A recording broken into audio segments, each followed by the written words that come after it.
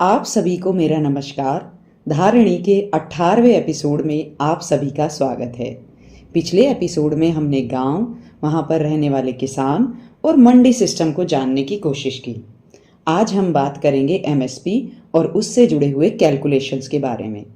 Minimum support price, जिसे हम MSP के नाम से भी जानते हैं, ये एक सिस्टम है जिसमें केंद्र सरकार किसान की फसल बोने से पहले ही उस सीजन की फसलों का दाम तय कर देती है। अब ये दाम फसल बोने से पहले क्यों तय किया जाता है? वो इसलिए किया जाता है ताकि किसान अपनी इच्छा के अनुसार फसल चुन सके।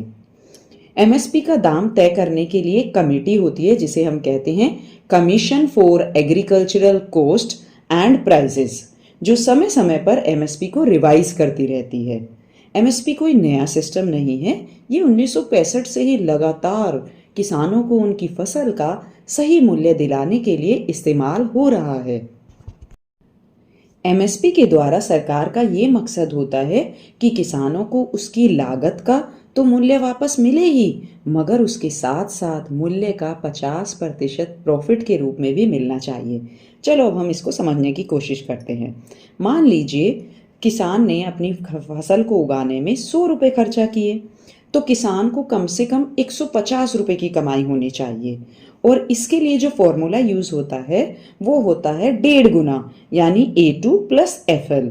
A2 का मतलब होता है वो लागत जो किसान ने फसल को उगाने में खर्चा की, जैसे बीज खरीदा होगा, कीटनाशक लिए होंगे, खाद होगा, लेबर होगी, मशीन होगा और बाकी सारे जितने खर्चे उन्होंने अपनी फसल को उगाने में जो लगाए उसको हम A2 बोलते हैं।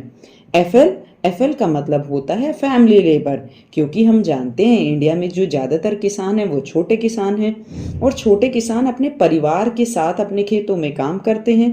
ऐसे में ज़रूरी हो जाता है कि फैमिली लेबर को भी इंक्लूड किया जाए, उसको भी इन्वेस्टमेंट की तरह देखा जाए और उसे कैलकुलेशन में शामिल किया जाता है। मगर हम अक्सर देखते हैं कि कई किसान संगठन इस कैलकुलेशन का विरोध करते हैं और उनका मानना है कि सरकार को डॉक्टर स्वामीनाथन के फॉर्मूले से कैलकुलेशन करनी चाहिए। डॉक्टर स्वामीनाथन, जैसा कि हम सभी जानते हैं, उन्हें भारत में हरित क्रांति का जनक यानी फादर ऑफ ग्रीन रेवोल्यूशन कहा जाता है। तो एक भारत सरकार ने कमेटी बनाई 2004 में स्वामीनाथन जी की अध्यक्षता में, जिसके अध्यक्ष थे डॉक्टर स्वामीनाथन। और उस कमेटी को बोला गया कि भाई किसान, क्योंकि ये किसान प्रधान देश है, तो किसानों के आर्थिक विकास के लिए आप सुझाव दीजिए।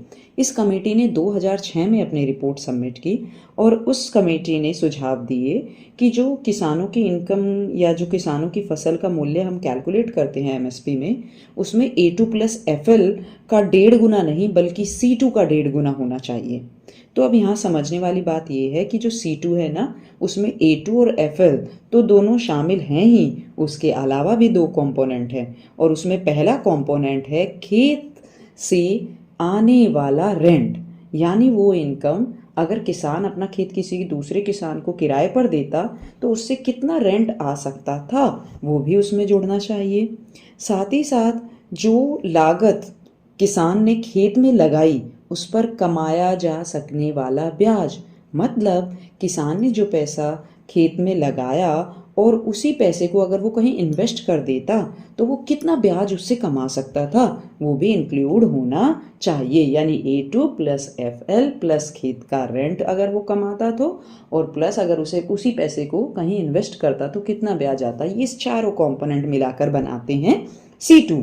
लेकिन अब सबसे बड़ा सवाल ये है कि अगर C2 किसानों के लिए फ़ायदेमंद है या उनको फ़ायदा दे सकता है तो सरकार इसे लागू क्यों नहीं करती है?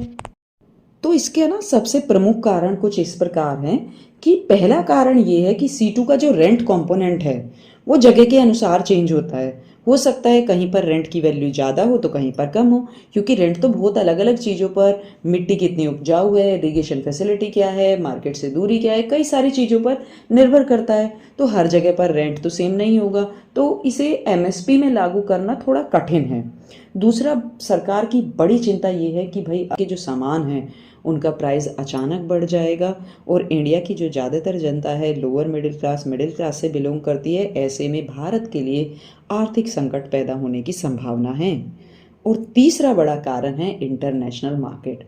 हैं तो इससे क्या होगा, जो फूड प्राइसेस हैं वो इंक्रीज हो जाएंगे और इसके कारण इंटरनेशनल मार्केट में हमारे जो प्रोडक्ट्स हैं उनकी डिमांड कम हो सकती है, क्योंकि कोई भी महंगे प्रोडक्ट नहीं खरीदना चाहेगा जबकि हमारे नेबरिंग कंट्रीज़ या बाकी कंट्रीज़ उसी प्रोडक्ट को कम दाम पर बेच रहे होंगे।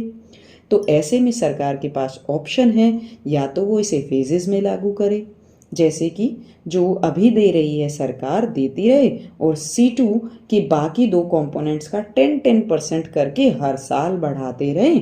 इससे इन्फ्लेशन तो आएगा मगर धीरे धीरे आएगा और इससे अर्थव्यवस्था को कम से कम नुकसान होगा, यानी अचानक से बहुत ज़्यादा इन्फ्लेशन नहीं बढ़ेगा। तो अगले वीडियो में हम देखेंगे कि MSP की लीगल गारंटी कितनी लीगल है। तब तक देश को जानने की हमारी इस मुहिम में हमारे साथ बने रहिए। जय हिंद, जय भारत।